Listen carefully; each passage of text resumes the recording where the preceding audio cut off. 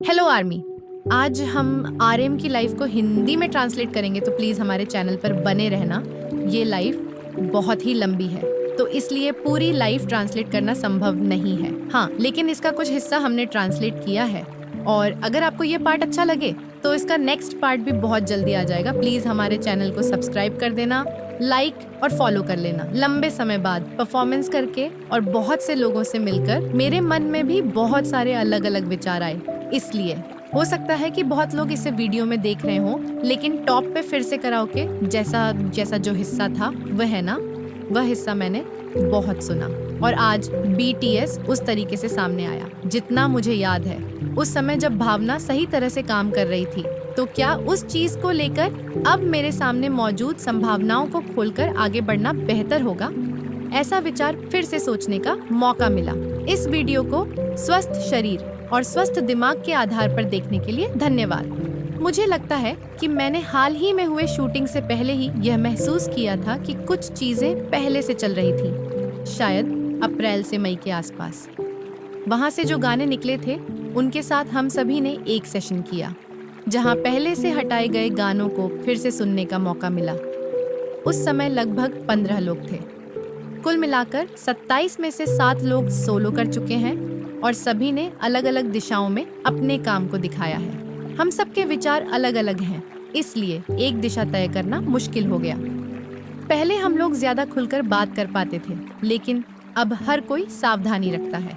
इसी वजह से चीजें एक जगह पर नहीं टिक पाती। एल्बम और टूर की पूरी प्रक्रिया पहले से ही बहुत कठिन लग रही थी। हमने अमेरिका LA में स्टूडियो में बहुत काम किया। रोज अलग अलग लोगों के साथ मिलकर गाने बनाए। कई प्रोड्यूसर, म्यूजिशियन और सॉन्ग राइटर्स के साथ काम हुआ। हर दिन नए कमरे में जाकर 2 गाने बनाने जैसा सिस्टम था।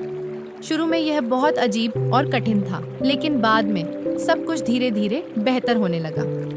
हमारे सामने सबसे बड़ी समस्या यह थी कि BTS का अगला टाइटल क्या होना चाहिए, क्योंकि हर किसी की सोच अलग थी। फैंस की उम्मीदें भी अलग थीं, इसलिए कोई एक सही जवाब नहीं था। ये समय हमारे लिए बहुत कठिन था, लेकिन फिर भी हमने मिलकर काम किया, और मुझे खुशी है कि ये एल्बम बन पाया। हम फिर से एक साथ आए और कुछ बनाया। हमारी प्रक्रिया बहुत बड़ी और जटिल हो गई थी, क्योंकि अब बहुत सारी चीजें दांव पर थीं। इसीलिए हर कदम सावधानी से लेना पड़ता था। हमने कुछ पुराने गानों को भी दोबारा देखा और नए तरीके से बनाया। शुरुआत में हमने कोई तय योजना नहीं बनाई थी, लेकिन बाद में दिशा धीरे धीरे बनती गई। कभी कभी लगता था कि शायद हम एक मजबूत दिशा नहीं बना पा रहे हैं, क्योंकि हर सदस्य की सोच अलग थी, लेकिन यही हमारी ताकत भी है। हमने देखा कि आजकल K-pop और म्यूजिक इंडस्ट्री बहुत कठिन हो गई है। अब सिर्फ गाना बनाना काफी नहीं है, उसे विजुअल, वीडियो और पूरी पैकेजिंग के साथ पेश करना पड़ता है। आज के समय में लोग सिर्फ सुनते नहीं हैं, बल्कि देखते भी हैं। इसलिए संगीत को और भी कई परतों में सोचना पड़ता है। मैंने सोलो काम करते हुए यह सीखा कि बिना शब्दों के भी आवाज से कहानी कही जा सकती है। मैं चाहता हूँ कि संगीत सिर्फ कहानी ही ना हो, बल्कि भावनाओं को भी बिना किसी बाधा के आगे पहुँचाए। लेकिन अब मुझे लगता है कि हर बार कहानी बताना जरूरी नहीं है। कई बार असहज चीजें भी होती हैं, लेकिन उन्हें भी स्वीकार करना पड़ता है। हमने देखा है कि लोग अब बहुत जल्दी आगे बढ़ जाते हैं और ध्यान भटक जाता है।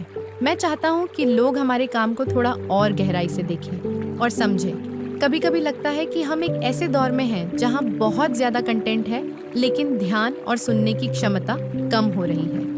मैं अपने अनुभवों से यह सीख रहा हूँ कि जीवन, संगीत और भावनाएं सब बहुत जटिल हैं। कभी खुशी है, कभी दुख है, और सब कुछ एक साथ चलता रहता है। मैं चाहता हूँ कि हमारा संगीत सिर्फ मनोरंजन न हो, बल्कि कुछ महसूस कराए।